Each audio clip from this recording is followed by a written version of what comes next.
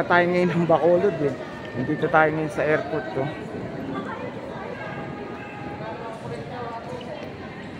Mamaya magbibideo din tayo sa aeroplano. Sakay na tayo sa aeroplano natin. Sasakyan natin na aeroplano.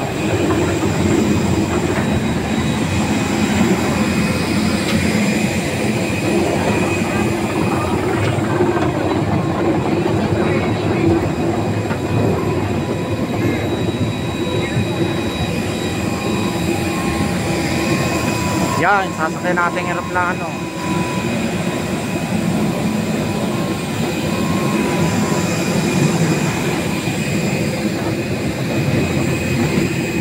Pasok na tayo.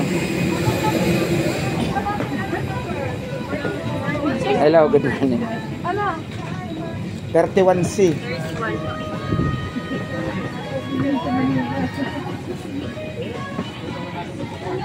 Okay, hanggang dito na lang muna. At least nakita natin yung loob ng aeroplano. Good morning. Good morning.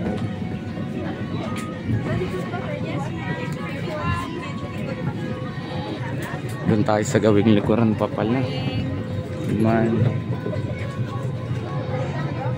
Okay, babay na muna. Bababa na kami.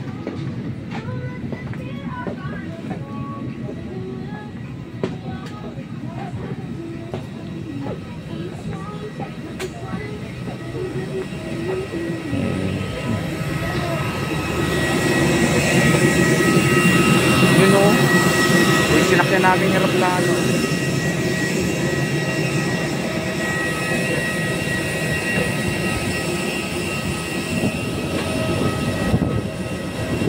Bacolod Silay Airport.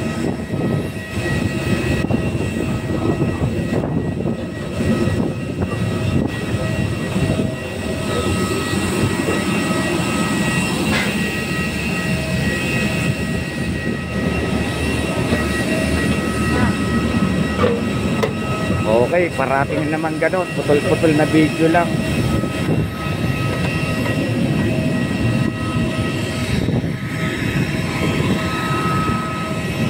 Na.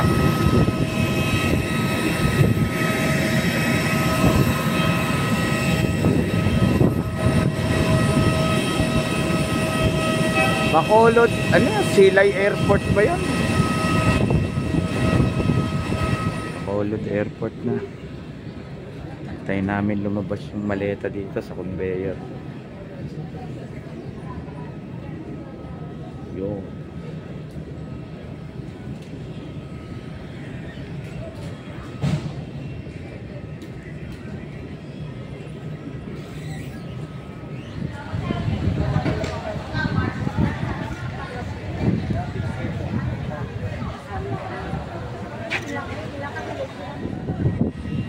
Gandang maga, Bacolod Airport na kami.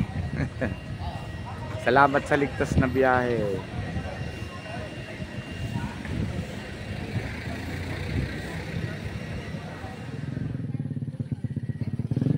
Buhat kahapon galing ng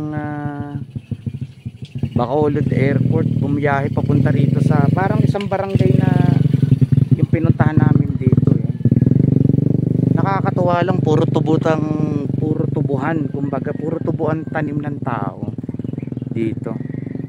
Yung halos kulang 2 oras na binyahe namin nun from airport, Bacolod Airport papunta rito sa barangay na pinuntahan namin. Puro tubo ang nakatanim. Pwede nga tawagin ano na to, sugar capital of the Philippines. Ewan ko, parang yun yata yung binansag dito eh, sa parting Negros. Magandang araw sa inyo mga mahal ko. Nandito tayo ngayon sa Negros eh. Buhat Airport, Bacolod Airport, puro tubo. Parang tinawag na nila yata itong ano, sugar capital of the Philippines eh. Putik ng daanan, no? Hanggang doon sa kabila oh. Talagang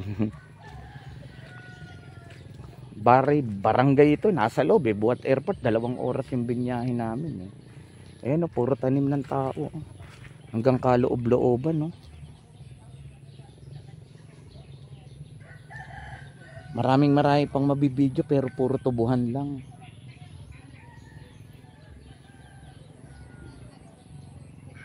Hanggang doon, kaso lang, hanggang kaloob-looban, puro tubo ang tanim ng tao dito. Okay.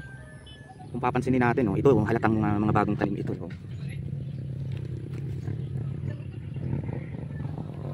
Tapos ito, ayan na. Yung medyo malaki-laki lang ito. Tapos ito talagang hindi na, fully grown na yata ito pero hindi pa. Malaki lang tingnan. Para lang ma-expose tayo. Dito nang gagaling ang asukal natin. Ito, bali halos kasing laki ko na. Malaki na nga sa akin ito.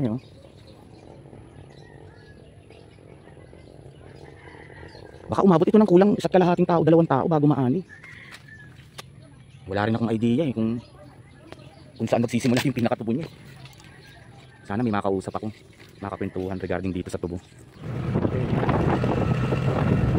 Puro tubuhan. Buwan sa Bacolod na airport. 2 oras ang binyahe. Papunta dito sa barangay na Dinotoloyang. Nakakatuwa, nasa looban pa ito pero lahat puro tubuhan. At ang makikita natin na madadaanan ng video, puro tubo yan.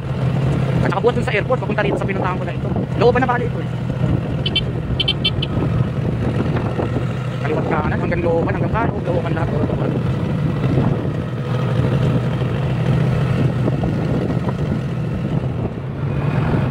Ayun na, tingnan nyo kung gaano kalawak na tubuhan to, sa looban pa ito ha.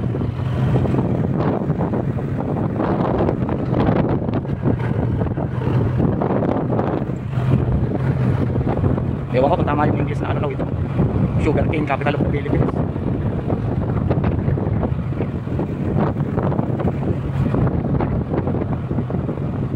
Sa looban pa ito dahil parang barangay lang yung sa pinuntahan ko eh. Yung biyahe nga buhat airport hanggang dito sa pinuntahan ko nasa 2 oras. Puro tubuhan din.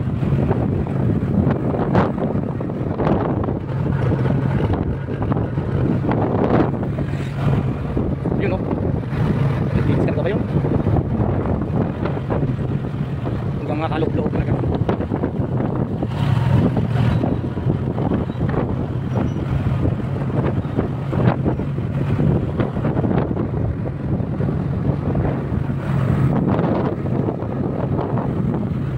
Dito mo yung nakikita nyo na yan, puro tubo yan. Tubuhan lahat ng lugar na yan. Ayan o, pinakakaan nyo.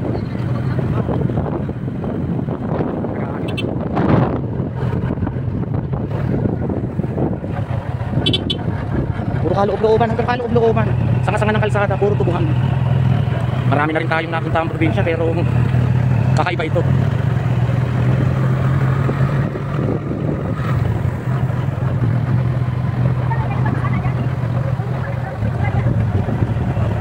Okay, ganito na lang ha. Putol-putol na video lang. Puro tubuhan, nakakalula sa dami. Ay lakad. Para sa tubuhan. Tingnan nyo naman kung gaano kalalawak ang tubuhan dito. Nasa loob tayo ng nasa baryo lang tayo, barangay. Tingnan nyo naman talaga kahit saan mo ipaling ang camera, puro tubuhan.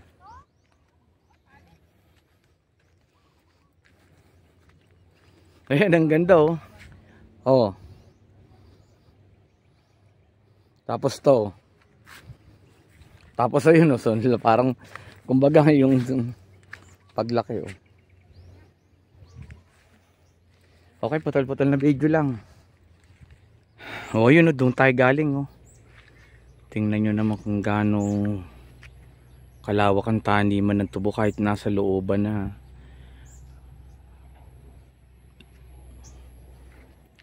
Talagang malawak at masisipag taniman ng tubo.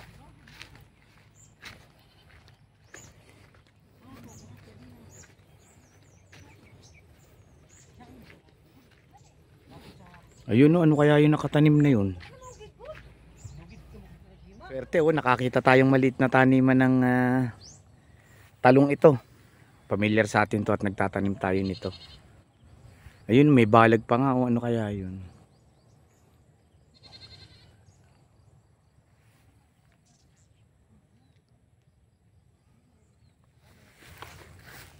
Laki din, no? Ayun, oh, minadaanan tayong maisa, no? Nakakatuwa. Oh, may bunga na siya. Malawak din, no?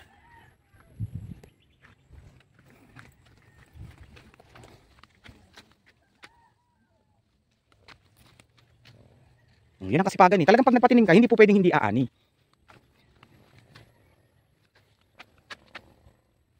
O, diba? Sobrang nakakatuwa. Oh, malawak din pala siya. Oh, sana nakikita nyo, nakataas yung camera eh. Okay, pero one thing is for sure, may bunga na siya. Yan, nilakihan natin. Sana hindi kasi nung maalog, hawak ko lang. Binigyan tayo ng gimbal selfie stick, hindi ko naman nakadala.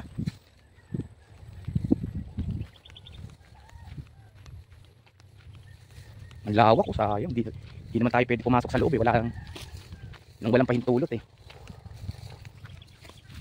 Yung sa bagay, kitang-kita nyo na yan.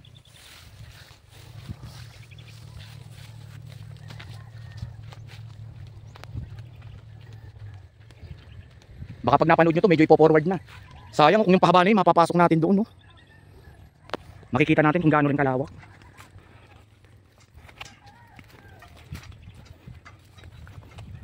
Ito na yung dulo, tapos na rito. Ayun, ito na, hindi natin alam. Ang gandun pa, lawak siguro. Yun, di tayo nakapagpaalam sa may-ari eh. Kahit 15 seconds lang, taniman ng sitaw. Tapos to, hindi na natin alam. Wala naman tayong matatanong. Ayan, mga pagpapatunay lang yan na kapag kami itinanim kami, aanihin ka talaga. Ayan, may bunga na nga.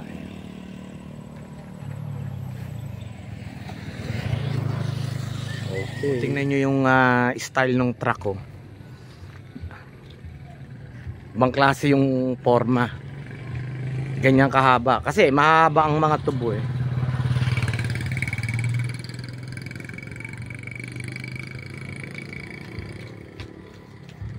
Ibang klase yung haba. Nakakatuwa. Layo tayo ng konti para mahagip ng camera. Ayun oh. Yan ang kargahan ng tubo. Marami na ako nakakita eh. Halos lahat sila puro ganyan ng style eh.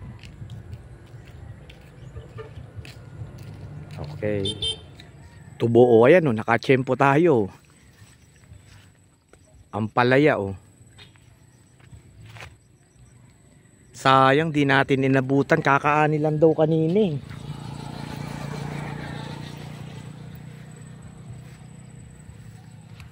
Ganda ng pagkakagawa ng balag oh.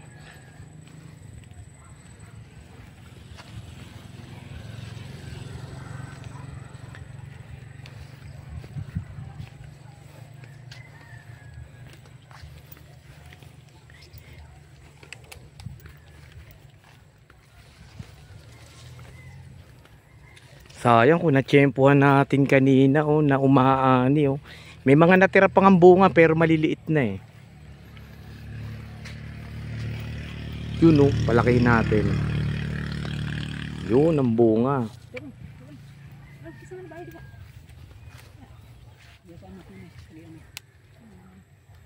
Okay, hanggang dito na lang. Nakakatuwa, di ba? Parati kong sinasabi yan at pinapaalala eh, na pag may tinanim kami, aanihin ka talaga. Ang haba rin oh. Pag umani yan, marami rin yan. Okay, dito yan ha, sa Bacolod.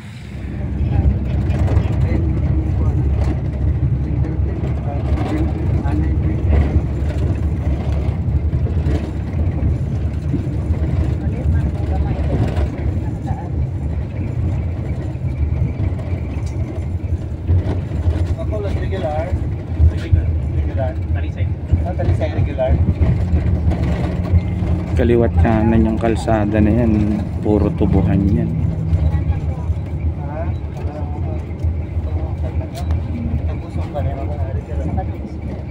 Hanggang doon sa kadulu-duluhan na yun, puro tubuhan lahat yan.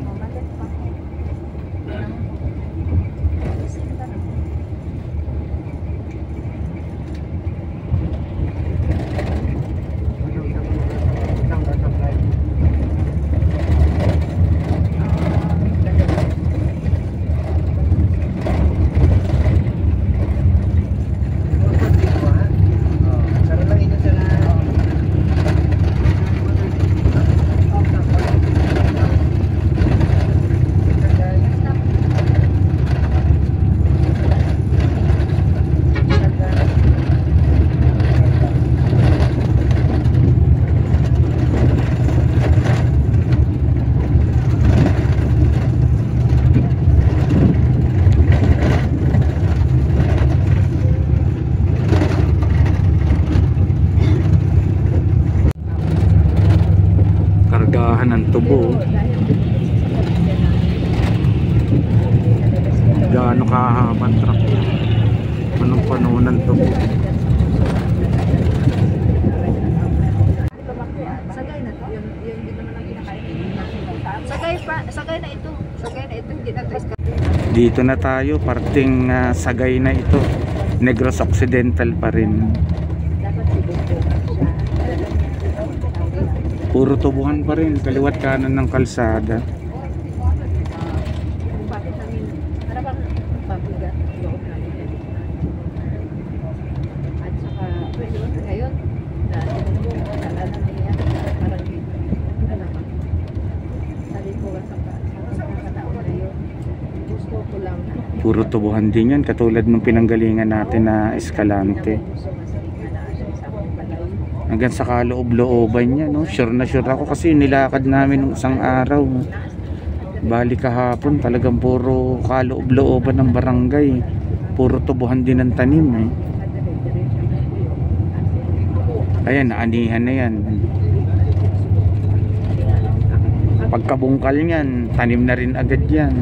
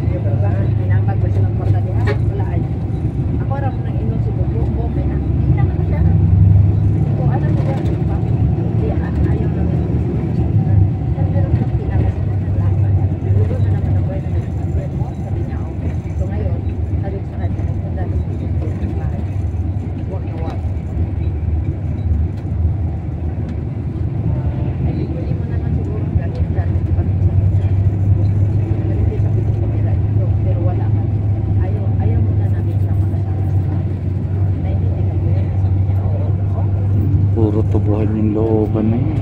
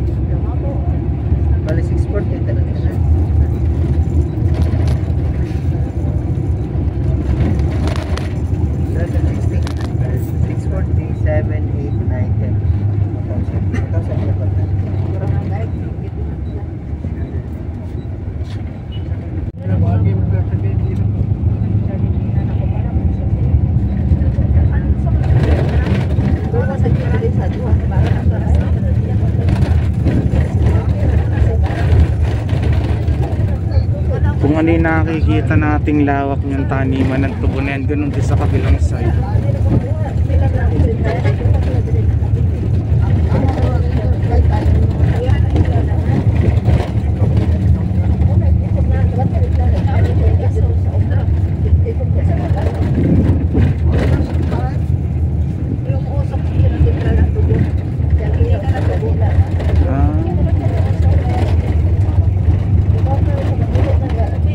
Yun, kung nakikita natin yung umuusok na yun, gilingan pala ng tubo yun, no?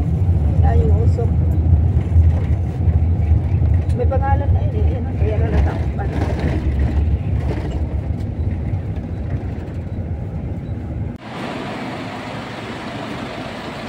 CPVT Food Court, Sagay Terminal.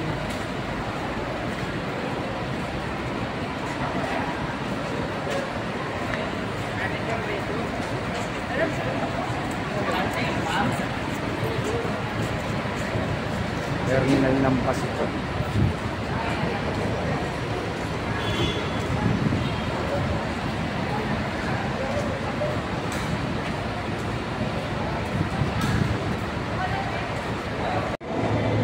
Dito na o, Ferris Bus Terminal, oh. Hindi ko na itanong, ano na ito yata, Bacolod na ito, bali nasa Bacolod na kami. Ganda na rin ang bus terminal dito.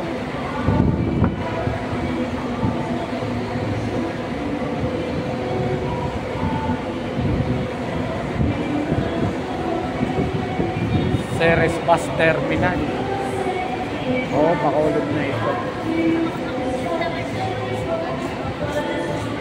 Mahangin, malilim.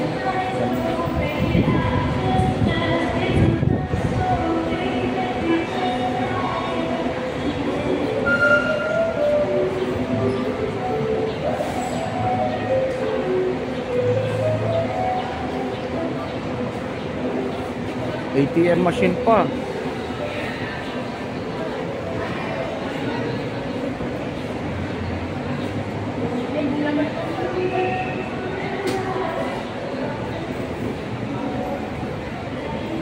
Ganda rin ang bus terminal nito.